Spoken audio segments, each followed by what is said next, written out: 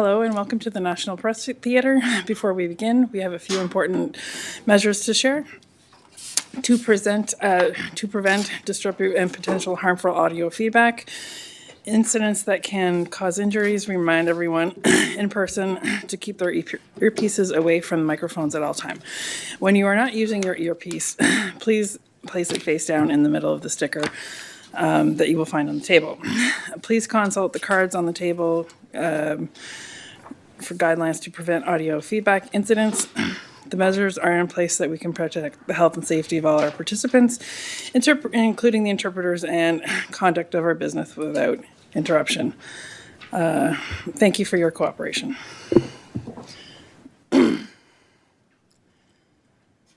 Okay, thank you. And thank you for our moderator. I hear you had to sprint up here, so thank you for that. No, not at all, not at all. Thank you for making it. So good afternoon, everyone, and thanks for joining me here for another update on our HR and pay transformation. Since our last update in October, we've advanced stabilization and the broader HR to pay transformation agenda, and I will cover those details with you today. I want to say that the system currently is more stable. Departments are actually very engaged in our transformation, and our new platform, Dayforce, is nearing completion. De nouveaux outils permettent d'accélérer les mouvements complexes et de réduire les délais de traitement. Ainsi, les conseillers en rémunération ont plus de temps à consacrer aux mouvements complexes axés sur les personnes. L'arriéré continue de diminuer chaque jour et le taux d'exactitude de la paye s'élève à 98,8% actuellement.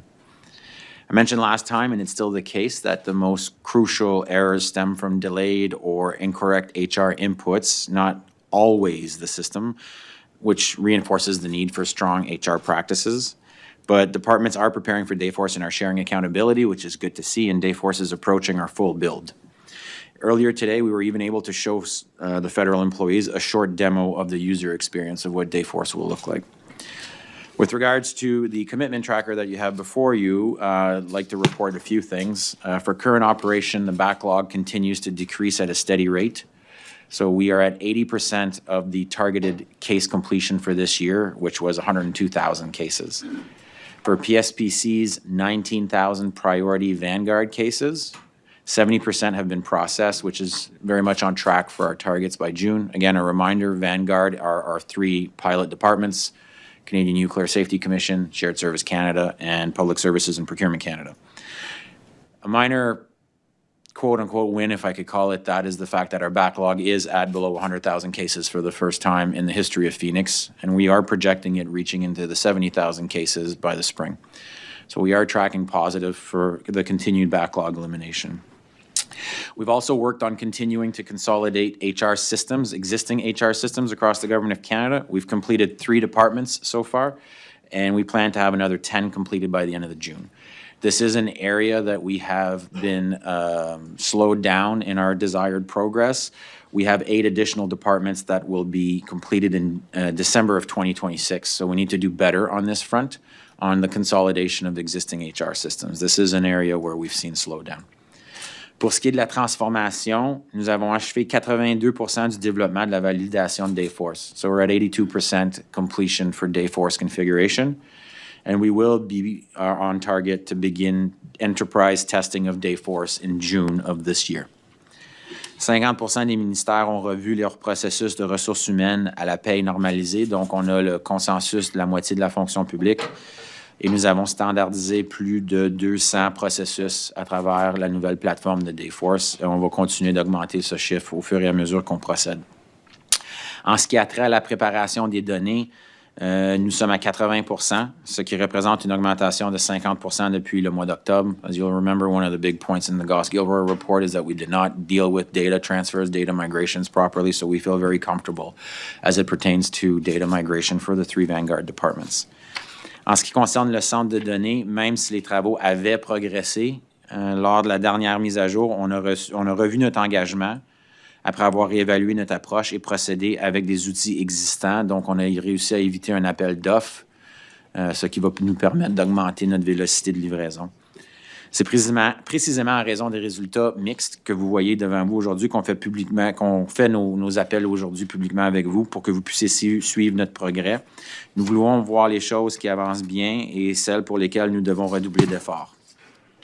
With regards to pay transformation, something that you don't see necessarily on the dashboards is we are deploying an integrated HR and pay solution, which means we have to start looking at what we're doing with our unintegrated HR and pay service. So we have HR in the departments, pay centralized in some cases, not in others. We have 4 different service models. So we have to look at what we do with the service model and the platform. We are testing 2 different service delivery models as we speak. One of them is called direct access, and the other one is called redistribution. On direct access, that model means that employees in select departments are now able to contact specialized compensation advisors directly, something that employees in the Government of Canada have been asking for quite some time. This pilot started in January. We have 10 departments that are currently participating, and early feedback is positive, but there's a lot of work to be done, and more tangible results are going to be made public as we go through the process over the course of the spring. With regards to redistribution, it is precisely what it sounds like. This is us redistributing compensation advisors back to departments. And it's a pilot, and we are doing that with PSPC and SSC as 2 of our 3 Vanguard departments. So again, if we're deploying an integrated HR and pay solution, also means we have to look at what we do with our service model, and that's why we're conducting pilots in order to have real data to make decisions on and not fancy PowerPoints. So again, transformation to an integrated, in the meantime, we're expanding on capturing the impacts of these pilots, and we will make the results public and made available to you in our June update as well. Par rapport à ce qu'on se tourne à l'avenir pour quelques secondes, on a beaucoup appris sur l'ensemble des écosystèmes de ressources humaines depuis 2016, de toute évidence. C'est pourquoi nous allons adopter Dayforce. La transition se fera, je répète, par itération et de manière rigoureuse, selon des critères de préparation bien définis. Nous avons fait preuve de transparence et comptons continuer ainsi tout au long de la transition. Donc, lorsqu'on va commencer à faire nos tests de Dayforce au mois de juin, vous allez pouvoir voir chaque test qu'on fait et puis les résultats de chaque test que nous allons faire. Nous nous préparons à mettre à l'essai et à intégrer les ministères d'avant-garde, puis il s'agit d'une étape, de toute évidence, déterminante qui orientera la mise en œuvre à plus grande échelle à travers la fonction publique.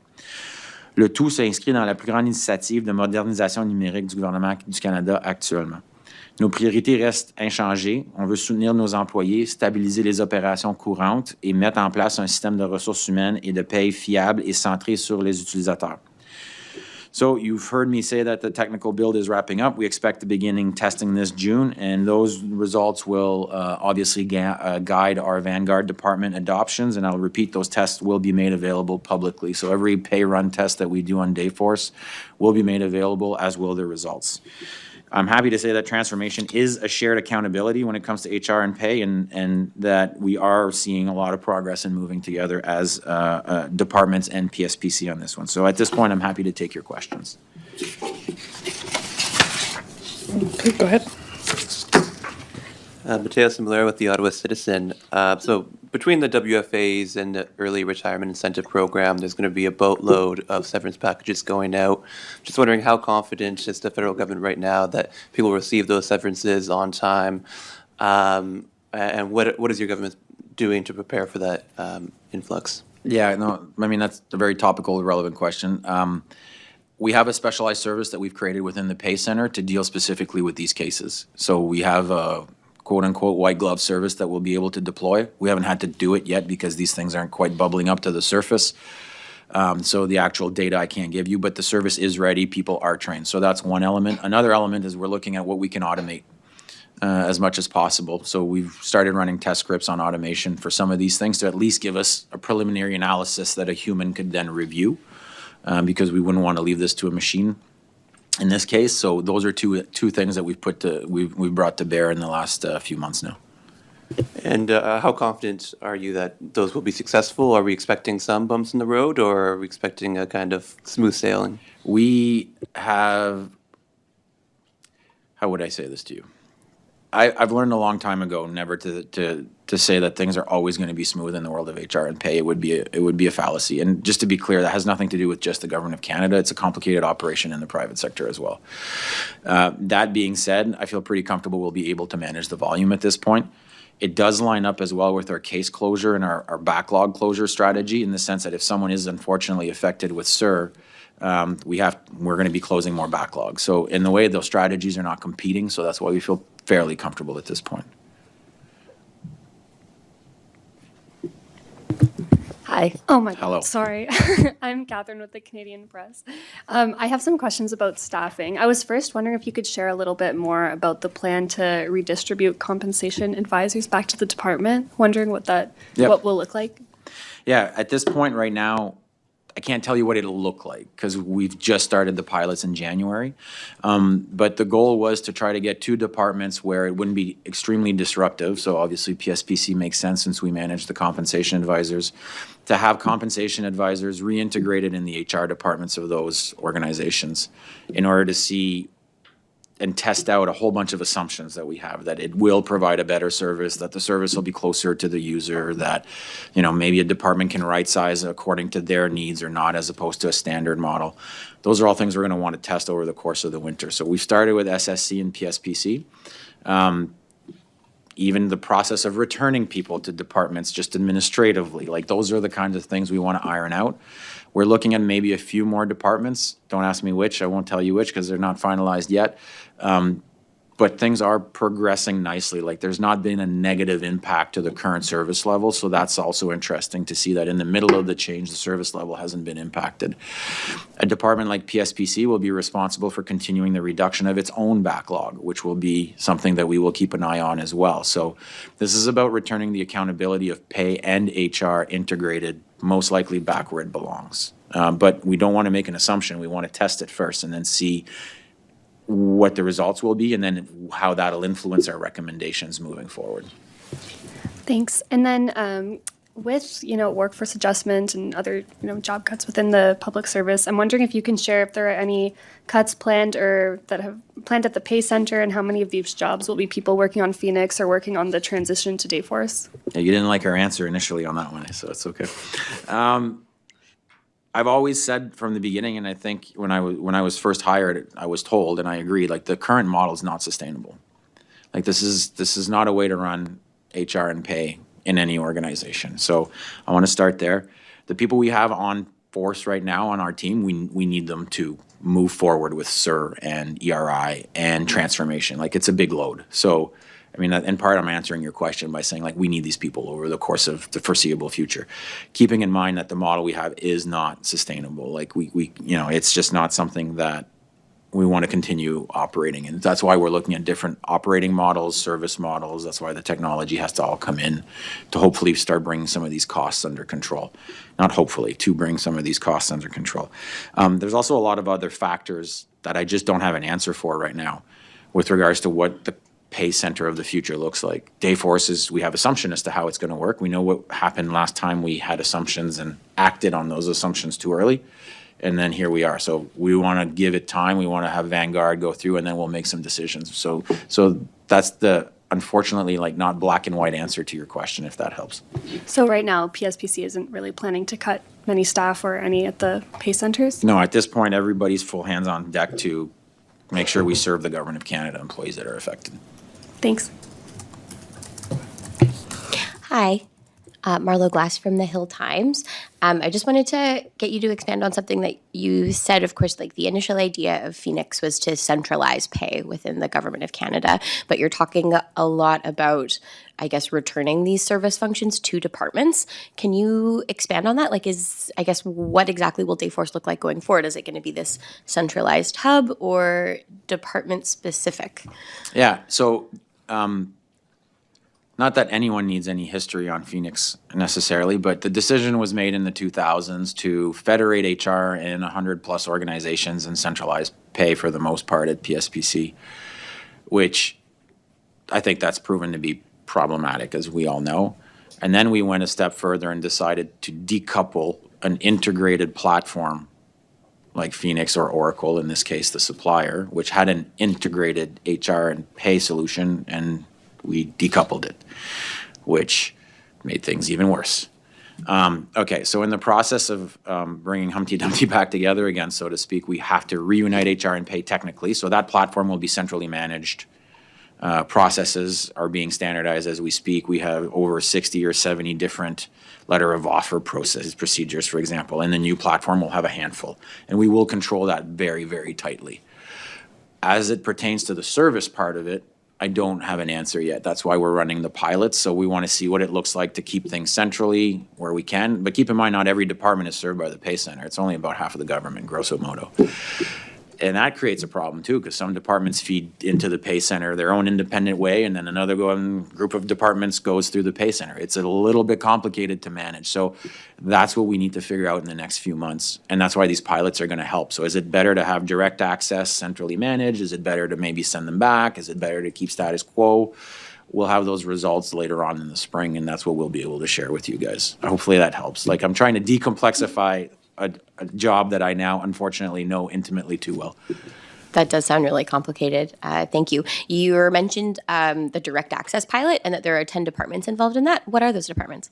They range from Foreign Affairs Canada to the Canada School of Public Service to Treasury Board Secretariat, but we could get you a detailed list. We could get you that like ASAP, but they vary in shapes and sizes and mandates, and it's for the reason that we want this to be a valid sample.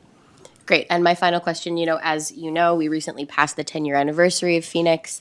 Do you have any, I guess, reflections or anything you want to talk about? If you're asking me if I sat by a fire with a bottle of wine reflecting on Phoenix as it approached the 10-year anniversary, the answer is no. And the one thing I would say is, and I've said this before, like, I'm extremely proud of the work we're doing. Like, the backlog's at an all-time low. I think we're the most transparent project I could ever put together. We've talked to 3,000 civil servants in the last year just to get this platform, this new thing designed. We're not rushing into anything. We have a lot of support along the way to not rush into anything. And so, like, the work that the team's done, at least I can't speak to what happened before, but since I've been here, and I've worked in the public and private sector, you'd be hard pressed to find more dedicated people. And I know Phoenix has impacted a lot of people personally, but what's not talked about is the impact it's had on the people at PSPC. Like, I've met people that have slept under their desks to make sure people get paid, and this for like days on end. So that dedication is sometimes lost in the story. So that's my reflection on it, is just the level of effort that's been put to keep this thing afloat. And the hope that we have when we start looking at Dayforce and some of the things it can do, like, we could actually put this, resolve this thing once and for all. But it will take time. Thank you. You're itching to ask another one, I can tell. Sorry. I would love to ask another question. I just building off of Mateo's question earlier about the severance packages. Actually, I know you said that you're confident that the system can handle this, and that your team can handle this. But I guess I'm wondering if you have any kind of response to public servants who are kind of worried about taking the early retirement package, or they're just concerned to take up this option that the government really wants people to take up. What can you say to those people? Yeah, like, I'd say they're right to be concerned. Like, I mean, the track record is being what it is. Like, and just to be clear, like, I have friends that have asked me if they should take it and if I'm going to make sure they get paid, right? So, because we live in Ottawa. So, so my answer to them would be they would be right to be worried. But we do have a service that is exclusively designed for those questions. And if a public servant, my door has always been open. If I'm saying something and that's not what's coming to fruition, I want to know. So I'm not inviting the entire civil service to get in touch with me if there's an issue, but I guess I am. Like, we have a service. We think it's going to work. If it doesn't work, I want to know. Because I have been laid off. I work in tech. It's not fun. The last thing you want is to have to worry about your pay situation.